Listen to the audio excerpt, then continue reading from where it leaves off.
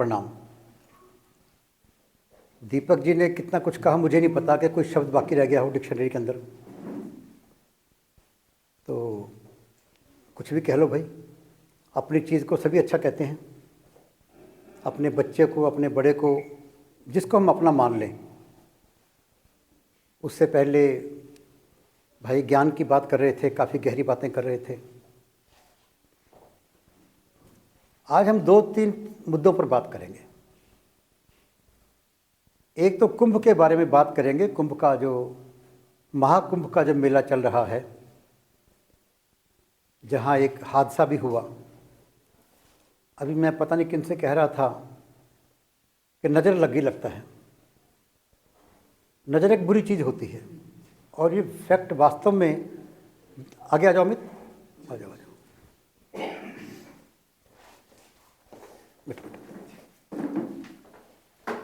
कई बार हम अपने नज़र खुद ही लगा लेते हैं, बहुत अच्छा बहुत अच्छा बहुत अच्छा कहकर। तो कुंभ के बारे में जितना कुछ कहा जा रहा था, नज़र लगनी स्वाभाविक थी। वरना इतने लोगों का इंतजाम करना अपने आप में सोचना भी बड़ी बात है। कुंभ के बारे में कुछ बातें हम सब जानते होंगे,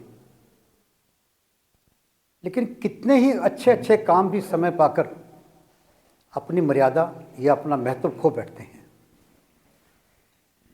जैसे कहा गया कि कुंभ जो है, इसके बारे में कि दानवों और देवताओं में जब अमृत मंथन के द्वारा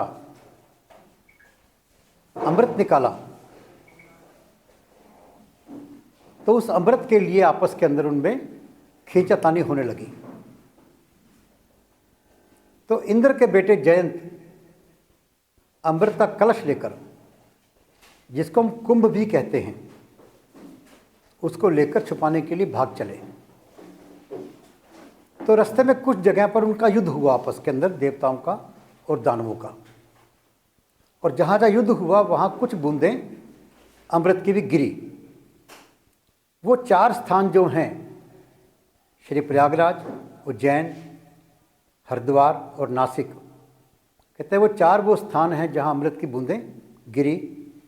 और कितने दिन का कुंभ रहता है, उतने दिन वहाँ युद्ध हुआ। ऐसा पुराणों में लिखा गया है। अब कुंभ जो है, अर्ध कुंभ होता है जो 6 साल में आता है। कुंभ 12 साल में आता है। और 12 कुंभ के बाद 144 साल के अंदर महाकुंभ जो है आता है। हमारे यहाँ जितने भी सामाजिक क्रियाकलाप हुए हैं, उन सबको हमने धर्म से जोड़ा है, आत्मा से जोड़ा है। अभी हम समझाना शुरू कर दें कि पानी से प्यास कैसे बुझती है, कोई इसको एक्सप्लेन नहीं कर सकता। पानी पियो, प्यास बुझ गई, बस यही कह सकते हैं। पानी पियो, प्यास लगी है तो प्यास आपकी बुझ जाएगी। लेकिन कैसे बुझती है, इसके बारे में कोई भी आदमी एक्सप्लेन नहीं कर सकता। तो हमारे जितने भी सामाजिक कार्यक्रम हैं, उनको हमने धर्म से, आत्मा से जोड़ दिया कि लोग उसको अपनाएं। तो कुंभ में क्या होता था या क्या होना चाहिए? आज कुंभ में सभी अखाड़ों के लोग आते हैं, जो संत साधु, नागा साधु भी जो समाज में नहीं रहते, और अन्य संत, चारों शंकराचार्य आते हैं। पहले समय के अंदर ये सोशल मीडिया के बारे में बात नहीं थी, तो एक स्थान होता था जहाँ बैठकर ये समाज के बारे में विचार करते थे सभी साधु संत, कि समाज में हमारी मर्यादाएं सुरक्षित हैं या नहीं हैं, समाज में कोई कुरीति तो नहीं आ रही। फिर कुंभ से जो लोग आते थे, पूरे समाज के अंदर, पूरे राष्ट्र के अंदर या पूरे मानवता के अंदर बातें बताई जाती थी कि वहाँ ऋषियों ने, मनीषियों ने, संतों ने ये फैसला किया है। समाज के अंदर कई तरह की नीति चलती है। एक नीति चलती है राजनीति, जो राजा ने नियम बना दिए। जैसे अपने देश में नियम है कि हम बाईं ओर चलेंगे, कई देशों में नियम है हम दाईं ओर चलेंगे, हमें मानना है उसको। एक नीति होती है जो संत मत कहते हैं, जो ऋषि लोग कहते हैं। एक नीति लोक नीति होती है। जैसे कि लोक नीति की बात करें, मान लो हम कहते हैं कि कोई व्यक्ति बहुत बुरा है और उसकी मृत्यु हो गई, आप उसके घर गए हैं, तो जाकर ये कभी नहीं कह सकते, कहना चाहिए कि अच्छा हुआ मर गया, बुरा आदमी था वो। लोक नीति है, यही कहा जाता है कि वो चला गया, बड़ा दुख हुआ। लोक नीति की बात है। और इसी प्रकार जो ऋषि लोग, जो संत लोग हैं, वो समाज के लिए नीति बनाते हैं। आज अपने समाज में कई कुरीतियाँ घर कर चुकी हैं। जैसे उत्तर प्रदेश में, बिहार के कुछ सुदूर इलाकों के अंदर चाहे जवान मौत हो जाए, घर में पूरा दुख है, पैसा नहीं है, तो भी कहते हैं सारे गांव को भोज करवाएंगे, मरने पर भी। शादी की बात तो छोड़ दीजिए, मरने पर भी। और वो परिवार, पूरे का पूरा परिवार कर्जे में आ जाता है। ऐसी जो कुरीतियाँ समाज की हैं, बाल विवाह, छोटी उम्र के अंदर बच्चों का विवाह कर देते थे। पहले लड़कियों को पैदा होते ही मार देते थे। ऐसी जो कुरीतियाँ समाज के अंदर चलती हैं, शादियों के अंदर फिजूल का दिखावा, तो इन सब बातों के ऊपर कुंभ के अंदर विचार होना चाहिए। और संत लोग, ऋषि लोग समाज को गाइड करें, डायरेक्शन दें कि हम कहते हैं कि ये चीज़ समाज के लिए ठीक नहीं है, समाज के सुख के लिए, समाज की डेवलपमेंट के लिए ठीक नहीं है। और फिर पूरा समाज उसको अपनाता था। कुंभ का या जितने भी अपने धार्मिक मेले हैं, उन सब का सबसे बड़ा कर्म यही होना चाहिए कि वहाँ से समाज को गाइडेंस मिले और समाज सुखपूर्वक रहे। ये फर्ज बनता है ऋषियों का, मनीषियों का, संतों का। अब बात करें, क्योंकि मेरे से पिछले दिनों नायक भारती के जो पत्रकार हैं, उन्होंने कहा कि कुंभ के बारे में कुछ बोलें। मैंने कहा भी कुंभ के बारे में जो पुराणों में लिखा है सब जानते हैं, सब कह रहे हैं। कुंभ में होना क्या चाहिए, इसके बारे में चर्चा करनी चाहिए। हमारे को जब भी कभी कोई दिक्कत आती है तो मैं कहा करता हूँ, भाई समस्या के बजाय इस पर ध्यान दो कि मेरा कर्तव्य क्या बनता है। मान लो कि कहीं जाम लगा हुआ है, गाड़ियाँ आगे पीछे से आ रही हैं। आप यदि दूसरों की गाड़ी पर ध्यान दोगे तो ना उस जाम से निकल पाओगे और कहीं ना कहीं टकराव भी हो जाएगा। अपनी गाड़ी पर ध्यान दोगे तो शायद दाएं बाएं से निकाल लो। कितनी भी बड़ी तकलीफ़ आ जाए, हमें विचार करना चाहिए कि मेरा कर्म क्या बनता है, मेरा फ़र्ज क्या बनता है। When ever feel disturbed, decide your duty, do your duty. अपनी ड्यूटी करें हम लोग। और गीता का पूरा ज्ञान अपनी ड्यूटी के ऊपर ही लिखा हुआ है, पूरा ज्ञान। कोई भी कर्म छोटा नहीं होता, ये गीता में बताया गया। अपना कर्म जो करेगा, जो अपने कर्म को ढंग से करेगा, वही समाज में सम्मान पाएगा और आगे तरक्की कर पाएगा। कुछ उदाहरण हैं इसके। जैसे रविदास जी का उदाहरण ले लीजिए। रविदास जी जूते गांठते थे, तो एक ब्राह्मण जो गंगा जी पे जा रहे थे, उन्होंने कहा कि गंगा माता को मेरा सिक्का देना, और गंगा जी जब स्वयं अपने हाथ से लें तो देना। इसी प्रकार रविदास जी ने कहा, मन चंगा तो कठौती में गंगा। हमारे यहाँ कोई जातवाद का फर्क नहीं था कोई भी, वरना एक ब्राह्मण रविदास जी का सिक्का लेकर नहीं जाता। एक अपने यहाँ व्याद गीता के नाम से ग्रंथ आता है, व्याद गीता।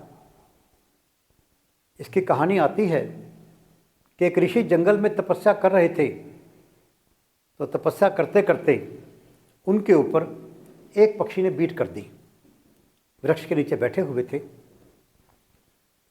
उन्होंने गुस्से में ऊपर से देखा तो वो पक्षी जलकर भस्म हो गया। अब अहंकार आ गया उनके अंदर। ज्ञानी का यही दिक्कत है, ऋषि की जब शक्ति आ जाए तो कोई ऋषि कोई ज्ञानी अहंकार से बच नहीं पाया है। लगा मैं तो बहुत शक्तिशाली हो गया, मैं बहुत सिद्ध हो गया कि मेरे देखने मात्र से पक्षी भस्म हो गया। अब वो चला भिक्षा मांगने के लिए और जाके पहले घर के अंदर आवाज़ देता है कि माई भिक्षा दो। तो पीछे से कोई बाहर नहीं आया, कोई भी घर से। दोबारा आवाज़ दी उसने, तीसरी आवाज़ दी तो उसको गुस्सा आना शुरू हो गया। और तीसरी आवाज़ में महिला बाहर आई तो वो कहती है कि महाराज, मैं वो पक्षी नहीं हूँ जो आपके देखने से भस्म हो जाएगा। मेरी सास बीमार हैं, मैं उनको खाना दे रही थी, इसलिए मैं नहीं आ पाई, क्षमा चाहती हूँ। अब वो ऋषि का दिमाग उलझ गया, इसको कैसे पता लगा। तो उसने कहा कि माई मुझे ज्ञान दो, आप तो बहुत ज़्यादा इतना कुछ जान लिया आपने यहाँ बैठे हुए, तो मुझे आप शिक्षा दो। तो वो कहते हैं कि शिक्षा लेनी है तो जाओ, चौराहे के ऊपर व्याध बैठा हुआ है जो मांस बेच रहा है, उसके पास जाकर शिक्षा लेकर आओ। वो गए। अब उनका अहंकार खत्म हो चुका था। वो व्याध कहते हैं कि आपको फलां पतिव्रता स्त्री ने भेजा है। जो पतिव्रता नारी के अंदर जितनी शक्ति होती है उतनी शक्ति किसी में नहीं हुई है। आप इसके बारे में, पतिव्रता नारी की शक्ति के बारे में नहीं जानते तो महासती वृंदा के बारे में पढ़ लीजिए आप, जिनके सत के आगे जलंधर राक्षस को कोई नहीं मार पाया। शिव भोले का त्रिशूल भी फेल हो गया क्योंकि महासती का तप साथ था उनके। सतियों के बारे में पढ़ लीजिए, अनुसुईया के बारे में पढ़ लीजिए कि ब्रह्मा विष्णु महेश तीनों को बच्चा बना दिया। सावित्री अपने पति को ले आई यमराज से छुड़ाकर। तो उसने कहा हाँ, मुझे उसी महिला ने भेजा है। तो उसने कहा बैठिए। अपने पास दुकान पर बिठाया। शाम को अपनी दुकान बंद करके घर पर गया। वो स्वयं स्नान किया, अपने माता पिता को भोजन कराया, फिर उनके पास आके बैठ गया भोजन करवाने के लिए, बात करने के लिए। तो जो ज्ञान दिया उन्होंने, वो ज्ञान व्याध गीता के नाम से प्रसिद्ध है, ग्रंथ है। वो व्याध का काम करने वाला और ज्ञान दे रहा है, वो एक ऋषि को ज्ञान दे रहा है। तो मैं आमतौर पे बात किया करता हूँ, ज्ञान, ज्ञानी होना, ऋषि होना और संत होना, दोनों में बहुत अंतर है, बहुत अंतर है। संत बनने के लिए कुछ नहीं सीखना पड़ता, अपने को कुछ नहीं करना पड़ता। और केवल संत ऐसे हैं जो ब्रह्मा विष्णु महेश की वाणी को भी पलट सकते हैं। जो कह दिया सो अखंड है। वो भगवान ने कह दिया कि तेरे भाग्य में संतान नहीं है, और संत ने, किसी ने आशीर्वाद दे दिया, तो भगवान को संतान देनी पड़ी, भगवान को उनको पैसा देना पड़ा, भगवान नहीं रोक पाए। कहता संतों को आगे मेरी कुछ नहीं चलती। और एक बात, जितने भी ज्ञानी हैं उनको माया ने ठगा हमेशा। अब किसी एक का नाम ले लीजिए, नारद ऋषि तक भी इससे बच नहीं पाए। विश्वामित्र कितनी बड़ी तपस्या करके गायत्री मंत्र का इन्होंने आविष्कार किया। और गायत्री मंत्र के बारे में बात करें तो आज के वैज्ञानिकों ने इसकी खोज की है कि जब गायत्री मंत्र का कोई शुद्ध उच्चारण से जप करता है तो उसके आसपास का वातावरण शुद्ध होना शुरू हो जाता है। ये वैज्ञानिकों की खोज है। वो विश्वामित्र भी माया से नहीं बच पाए, लेकिन वो माया भक्ति के आगे, संतों के आगे कुछ नहीं कर पाई। संत कुछ करते ही नहीं। संत कोई विद्या की बात नहीं करते, संत कोई सिद्धि की बात नहीं करते। संत केवल एक बात करते हैं, राम राम, राम का नाम, राम का काम। अब एक बात तो कोई भी कर सकता है। आप में से कोई भी व्यक्ति राम राम, राधे राधे, कृष्णा कृष्णा, किसी भी रूप में भगवान को जप सकता है। अरे राम नहीं कहना तो वाल्मीकि जी मरा मरा कह के भी पार हो गए। बात तो भावनाओं की है, मुंह से बोलना ही कुछ नहीं है। आप सब यहाँ बैठकर भगवान में केवल ध्यान लगाकर अपना कुछ भी कर सकते हैं। तो देखिए कबीर जी ने कितना कुछ कर दिया, और कभी अहंकार नहीं किया कि मैं कुछ जानता हूँ या मैं कुछ कर सकता हूँ। और कबीर जी कितने गरीब थे, इसके बारे में एक बात आती है कि कबीर जी के समकालीन एक संत या ऋषि शहर में आए, तो कबीर जी मिलने चले गए उनसे।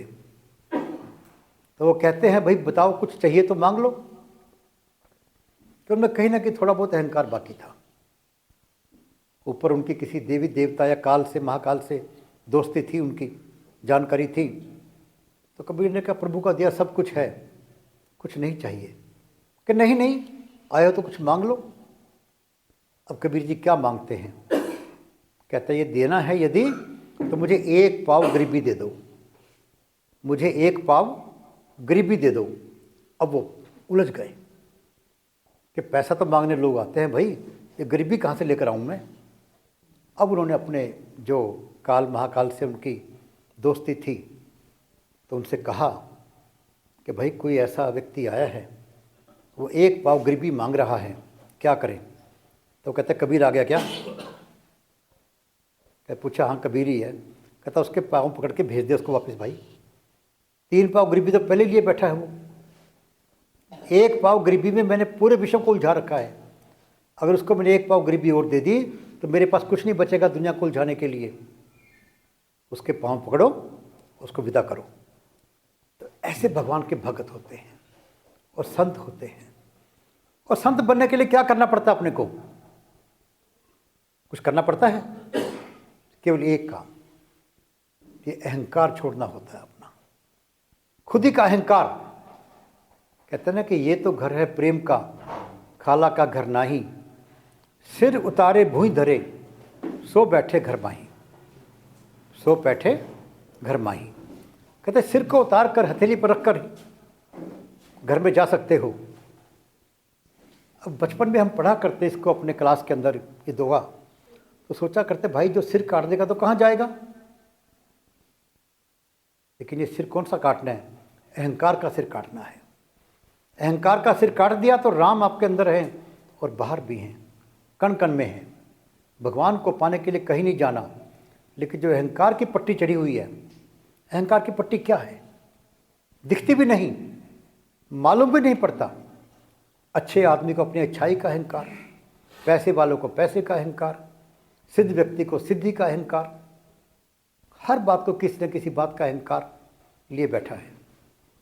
कहता है कि एक लोहे की डब्बी के अंदर पारस की बट्टी बंद है, और पारस की बट्टी लोहे को सोना बना देती है। सब जानते हैं आप, पारस का पत्थर जो है वो लोहे को सोना बना देता है। लेकिन वो जो लोहे की जो संदूकची है, जो जिसमें पारस का पत्थर रखा हुआ है, वो सोने की नहीं बन पा रही। क्या कारण? जब देखा गया तो उस पारस की पट्टी के ऊपर एक बहुत महीन झिल्ली कपड़े की चढ़ी हुई है, जो पारदर्शक है, दिखती भी नहीं है।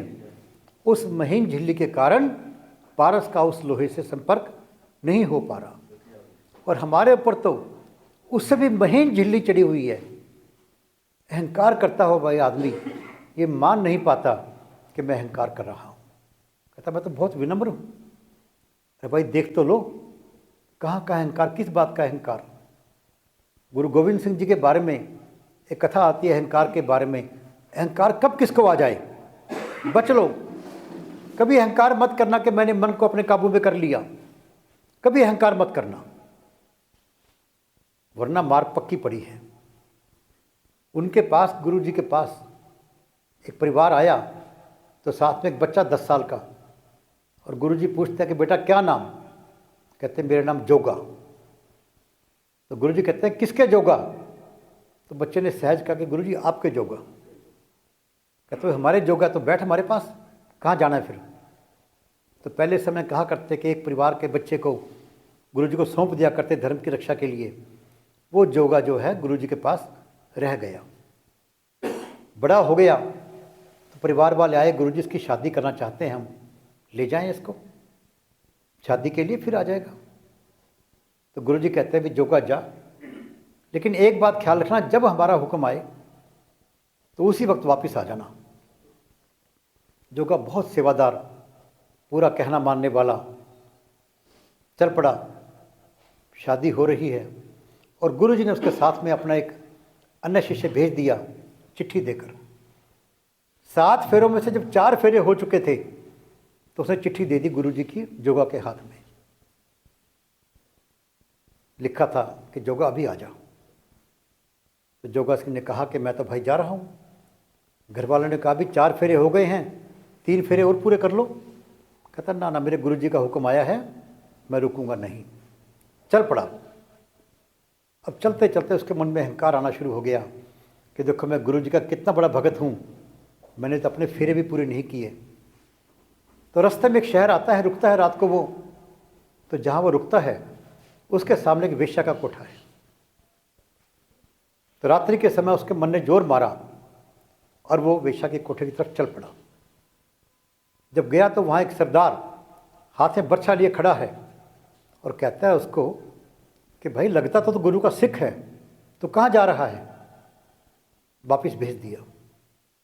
फिर थोड़ी देर बाद वो चलने लगा तो पूरी रात वो 4-5 बार गया और 4-5 बार भी उस सिख ने उसको वापस भेज दिया। अगले दिन वो सुबह गुरुजी के पास पहुंचा और गुरुजी के चरणों में झुककर कहता है, गुरुजी मैंने आपकी चिट्ठी मिलते ही एक पल भी नहीं लगाया, फेरे भी पूरे नहीं किए, चल पड़ा मैं।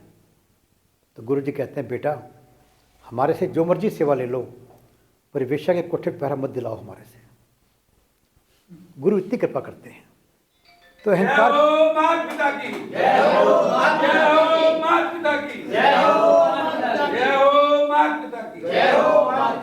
तो ये अहंकार ज्ञान का, भक्ति का कब आ जाए अपने को नहीं पता होता। समर्पण रखो। भक्ति है तो उसकी कृपा से है, ज्ञान है तो उसकी कृपा से है। और उसकी कृपा किस काम के लिए है कि वो कृपा समाज के काम आए, तो वो कृपा काम की है। विनम्रता सबसे बड़ा गहना है। और इसीलिए जब भी मैं हमेशा बात करता हूँ यहाँ पर, ज्ञान की बात कभी नहीं करता मैं, केवल मैं राम के नाम की और राम के काम की बात करता हूँ। क्यों? कि राम का नाम और राम का काम इन सब ज्ञान से, पूरी शक्तियों से बहुत ऊपर है, बहुत बड़ा है। और कभी दिमाग में शंका आ जाए कि मैं शक्ति प्राप्त कर लूँ ये, उस समय ये कर दूंगा, तो राम के नाम की शक्ति कितनी है। एक बार कबीर जी का बेटा कमाल जा रहा है गंगा जी पर, तो देखा एक सेठ जी वहाँ गंगा जी में जल समाधि लेने आ रहे हैं। उनके पीछे 300-400 लोग और आ रहे थे। तो उन्होंने कहा भी क्या कारण पता किया? कहते हैं गुरु सेठ जी को कोढ़ की बीमारी है, ठीक नहीं हो पा रही, तो आज ये सारी संपत्ति गरीबों को दान करके जल समाधि लेने आया है। तो कमाल ने कहा यार एक बार हृदय से राम का नाम ले लो तो ठीक हो जाइए। तो कहता मैं तो बहुत राम का नाम लिया। कहता हृदय से नहीं लिया भाई। कहता अच्छा पानी में डुबकी मारो और कहो राम, तुम ठीक हो जाओगे। सेठ ने पानी में डुबकी मारी तो मरने तो जा ही रहा था, ऊपर आया, ठीक नहीं हुआ। तो कमाल ने दोबारा डुबकी मारने को कहा तो दोबारा भी वो ठीक नहीं हुआ। तो कमाल ने कहा इस बार आखिरी बार डुबकी मार तुम। और उन्होंने अपने हाथ में एक लोहे का डंडा ले लिया। जब वो सेठ पानी में डुबकी मारने लगा तो कमाल ने उसके सिर पर जोर से डंडा मारा, पर पूरे दर्द के बाद भी उस सेठ ने अंदर जाके राम का, हृदय से राम निकला और बाहर आया तो उसका कोढ़ ठीक हो चुका था। और बड़ा खुश कमाल होकर कबीर को सुनाता है कि पिताजी मैंने आज ऐसे ऐसे एक कोढ़ी को ठीक किया। तो कबीर जी को 2 बातें लगी कि एक तो इसमें अहंकार आ गया और एक इसने कुछ भी तो नहीं किया। उन्होंने एक पत्र लिखा और कहा इस पत्र को लेकर तुलसीदास जी के पास जाओ, ये समकालीन हुए हैं। तो पत्र पे क्या लिखा कबीर जी ने कि डूबा वंश कबीर का निपजे पूत कमाल, 3 राम के नाम से एक कोढ़ी किया बहाल। कहते राम के नाम की कीमत इतनी कम लगा दी इन्होंने कि एक कोढ़ी को बहाल करने के लिए, ठीक करने के लिए 3 बार राम का नाम लेना पड़ा। तो तुलसीदास जी ने कहा कि इसका अहंकार दूर करना है और इसको राम के नाम का महत्व बताना है। तो तुलसीदास जी ने पूरे शहर में घोषणा करवा दी कि जितने भी कोढ़ी हैं सब इकट्ठे आ जाओ, आज सबका कोढ़ ठीक करेंगे। और फिर तुलसीदास जी ने सबको बुलाकर एक तुलसी के पत्ते पर राम लिखा, उस तुलसी के पत्ते को गंगा जल के पानी में मिलाया और वो पानी सब पर छिड़क दिया और सारे कोढ़ी ठीक हो गई। जय हो माता पिता की, जय हो माता, जय हो माता पिता की, जय हो माता पिता की, जय हो माता पिता की, जय हो माता पिता की। तो वो फिर भी कबीर जी का मन नहीं भरा। कहते अब यही बात चिट्ठी लेकर सूरदास जी के पास जाओ और उनको बताओ कि ऐसा ऐसा हुआ है। कमाल जी गए सूरदास जी के पास, तो सूरदास जी ने दूर से कहा, अरे कबीर के बेटे कमाल आ रहे हो? उसने कहा ये है तो अंधा, दूर से देख रहा है। फिर कहा जाओ जमुना जी के अंदर एक मुर्दा बह रहा है, उसको पकड़ के ले आओ। मुर्दे को पकड़ के लाए और सूरदास जी ने उसके कान में कहा रह, और रह कहते मुर्दा खड़ा हो गया। यह है राम के नाम की महिमा। कोई भी शक्ति उसके आगे बेकार है, बहुत छोटी है, या मन को लुभाने के अंदर है। अभी मेरे से कई बार कहते हैं कई हमारे मित्र कि गुप्ता जी आपको फलां संगठन का हम लोग पैटर्न बनाना चाहते हैं, या फलां कार्यक्रम में आइए चीफ गेस्ट के रूप में। मैंने कहा भाई बचा के रखो, इस नमस्ते से बचा कर रखो। जब इसमें मन आ जाएगा दुनिया के मान बढ़ाई के अंदर, इससे बचना बहुत मुश्किल है। या आप लोग मेरे पैर छूते हो, मुझे वाकई अच्छा नहीं लगता, तकलीफ़ भी होती है, लेकिन आपका मन है, आप प्रेम करते हैं, तो आपके प्रेम के आगे मेरा सब कुछ न्यौछावर है। मैं कहा करता हूँ कि मैं क्या हूँ आप लोगों के लिए, एक कुर्सी। चाहे कुर्सी को अपने नीचे रखो और चाहे कुर्सी को अपने सिर पर रखो, मैं आपके लिए हूँ, इसलिए मैं कभी रोकता नहीं आपको। दीपक जी पता नहीं कितने कितने अलंकार लगा देते हैं मेरे लिए, मेरे में कुछ भी नहीं है। कि बात है तो एक बात जरूर है, बस केवल एक बात। जैसे तुलसीदास जी ने रामायण लिखी, तो रामायण में लिखा कि मेरी रामायण में कुछ नहीं है, कोई गुण नहीं मेरे अंदर, ना मुझे कविता लिखनी आती है, ना मुझे ज्ञान आता है, लेकिन राम का नाम तो जरूर है। इसी प्रकार मेरी बात के अंदर आपको राम का नाम तो अवश्य मिलेगा, और अपने जीवन के अंदर राम के नाम को पकड़ लीजिए। राम के नाम से बड़ी शक्ति ना हुई है ना होगी। श्री राम ने एक अहिल्या को उद्धार कर दिया, और राम के नाम ने सारी दुनिया को उद्धार कर दिया। कहते कलयुग में कौन नाम आधारा। गुरु नानक देव जी ने कहा कि नानक दुखिया सब संसार, सुखिया कौन? जो नाम आधार। सुखिया सोई जो नाम आधार। जिसने राम के नाम को पकड़ लिया वही सुखी है, वरना दुनिया में कोई भी आदमी इस बात का अहंकार ना करे मैं सुखी हूँ। छोटी सी बात से कब दुखी हो जाए, पता नहीं कब बेटा दुखी कर दे, कब माँ दुखी कर दे, कब पत्नी और बाप दुखी कर दे, आपको नहीं पता। आपको कब बीमारी आ जाए, कोरोना जैसी बीमारी आ गई, उस मच्छर को हम देख भी नहीं पाते, और अच्छे अच्छे नौजवान लोग चले जाते हैं। किसका अहंकार दुनिया में बचा आज तक? और आपको भक्ति और ज्ञान में देखना हो तो कभी विश्वामित्र और वशिष्ठ जी की कहानी पढ़ लेना, कि दोनों में कंपटीशन हुआ। विश्वामित्र कहते हैं तपस्या बड़ी है, कि तपस्या से सिद्धियां मिलती हैं, तपस्या से ज्ञान प्राप्त होता है। और वशिष्ठ जी कहते हैं भक्ति बड़ी है, भक्ति में कुछ नहीं, राम का नाम है। अब दोनों कहते हैं फैसला किससे करवाएं? अब वशिष्ठ जी और विश्वामित्र में फैसला करना हो तो कौन करेगा? कि चलो ब्रह्मा जी के पास। ब्रह्मा जी भी घबरा गए, भाई इनका फैसला क्या करें। विश्वामित्र तो क्रोधी स्वभाव के व्यक्ति हैं। उन्होंने कह दिया कि देखिए मैं पूरी दुनिया के काम काज में इतना व्यस्त रहता हूँ, दुनिया का निर्माण कार्य मेरे पास है, आप शिव भोले के पास चले जाइए। और शिव भोले दूर से देखते ही उनको अपनी समाधि में बैठ गए। और पार्वती जी से पूछते हैं कि शिव भोले जी का समाधि बैठे हैं, कब उठेंगे? पता नहीं भाई। तो कहाँ चले? चलो विष्णु जी के पास। अब विष्णु जी ने उनको भेजा शेषनाग जी के पास, कि जाओ शेषनाग जी के पास, वो विद्वान हैं, महाज्ञानी हैं, आपका फैसला वही कर पाएंगे। जब पहुंचा बड़ी है, भक्ति बड़ी है, ज्ञान बड़ा है, तो विश्वामित्र जी को शेषनाग जी कहते हैं कि हे ऋषि, मेरे सिर पर पृथ्वी का बोझ रखा हुआ है, आप अपनी तपस्या के बल से कुछ समय के लिए इस पृथ्वी के बोझ को थोड़ा दूर कर दो तो मैं विचार करके बता पाऊँ। तो विश्वामित्र जी कहते हैं कि मेरे 1 घंटे की तपस्या के फल से पृथ्वी ऊपर उठ जाए, नहीं उठी। 1 दिन के फल से, 1 साल के फल से, पूरी उम्र के फल से भी तपस्या के पृथ्वी ऊपर नहीं उठी। तो कहा, वशिष्ठ जी को कहा उन्होंने कि वशिष्ठ जी आप ही कोशिश कीजिए, अपनी भक्ति के बल से उठा दीजिए। तो वशिष्ठ जी कहते हैं मेरे 1 घड़ी की भक्ति के फल से, 1 घड़ी के भक्ति के फल से पृथ्वी ऊपर उठ जाए। पृथ्वी ऊपर उठ गई। तो विश्वामित्र कहते हैं अब जल्दी फैसला कर दो। शेषनाग जी बोले, फैसला क्या करना बाकी रह गया, आपकी सारी उम्र की तपस्या, उनका 1 घड़ी, आधी घड़ी, आधी से पुनः आध, पृथ्वी ऊपर उठ गई।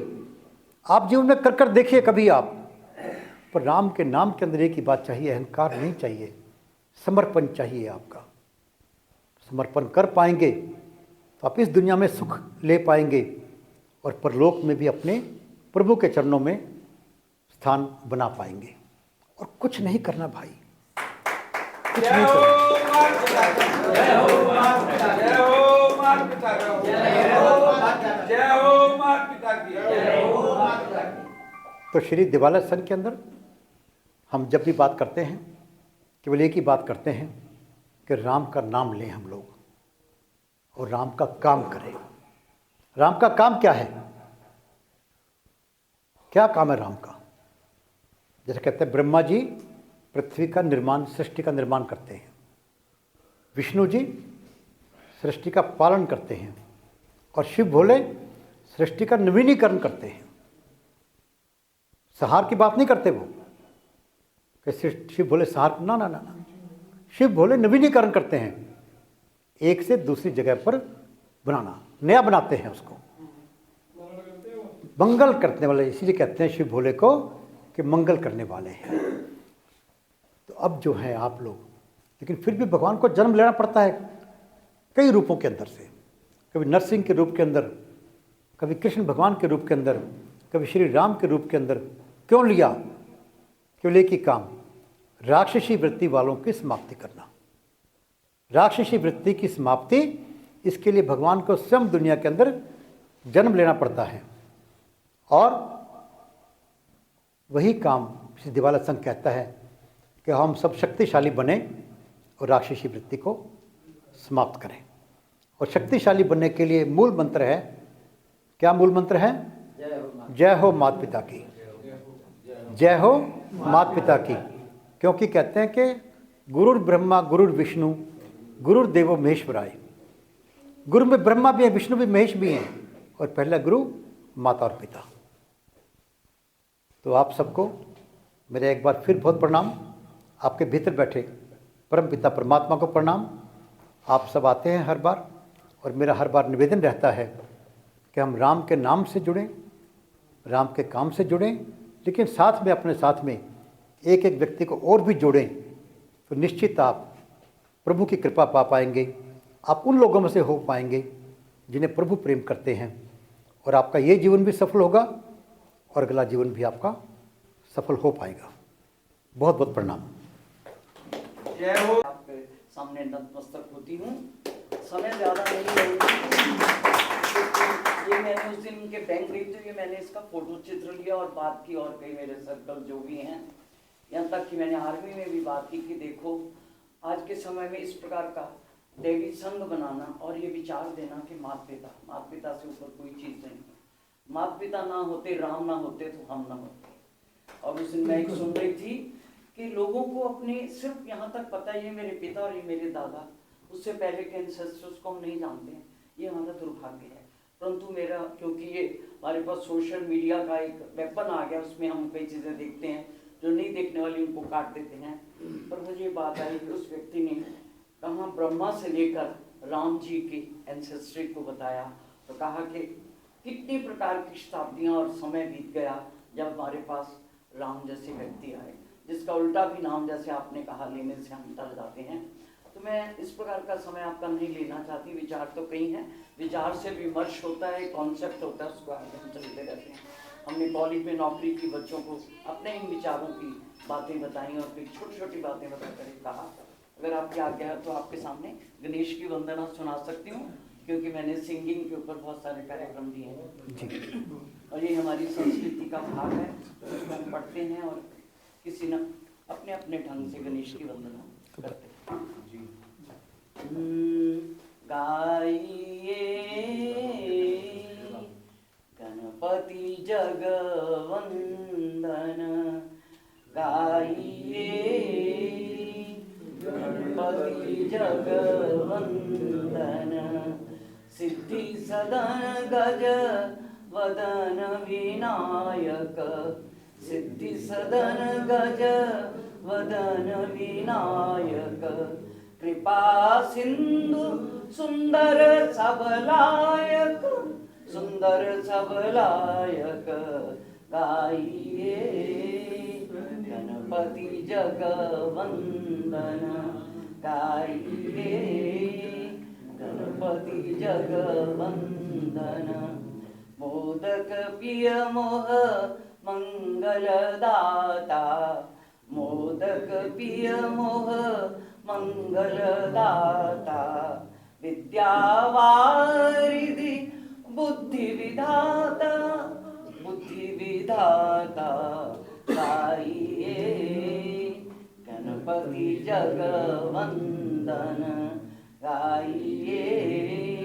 गणपति जगवंदन, मांगत तुलसीदास कर जोरे, मांगत तुलसीदास कर जोरे, बसहि राम सिया मानस मोरे, मानस मोरे, गाइए गणपति जगवंदन, गाइए गणपति जगवंदन, गाइए गणपति जगवंदन।